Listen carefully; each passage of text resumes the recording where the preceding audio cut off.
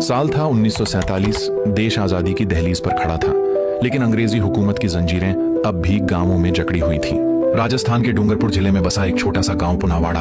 यहाँ की मिट्टी में संघर्ष था, हवा में बदलाव की सुगंध थी और लोगों के दिलों में एक ही सपना, स्वतंत्रता और शिक्षा। गांव में कोई बड़ी इमारत नहीं थी, कोई पक्की स्कूल नहीं, लेकिन शिक्षा का दीप जला था एक मिट्टी के घर में, रामा भाई और पथू भाई डामोर के घर में। यहीं चलता था गांव का स्कूल, और उस स्कूल में एक शिक्षक थे जिनका नाम आज भी लोगों की जुबान पर आदर से लिया जाता है, शिवराम जी। शिवराम जी रोज कुआं गांव से पैदल चलकर पुनावाड़ा आते। न तनख्वाह की चिंता, न थकान की परवाह। उनकी आंखों में बस एक सपना था, हर बच्चा पढ़े, हर मन रोशन हो। उनका विश्वास शिक्षा में अटूट था, चट्टान जैसा मजबूत। लेकिन अंग्रेजों को यह उजाला खटकता था। वे डरते थे उस दिन से जब हर बच्चा किताब पकड़ लेगा, क्योंकि किताब हाथ में हो तो जंजीरें टूट जाती हैं। और फिर आया वो दिन, 30 मई 1947। सुबह का वक्त था।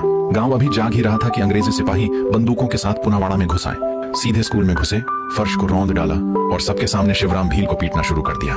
उनके अपने छात्र कांपते हुए ये दृश्य देख रहे थे। शब्द गूंगे हो गए थे, लेकिन आंखों में आग थी। शिवराम जी अकेले नहीं थे। रामा जी और पथू जी डामोर, दो वीर स्वतंत्रता सेनानी, उनके साथ कंधे से कंधा मिलाकर खड़े हो गए।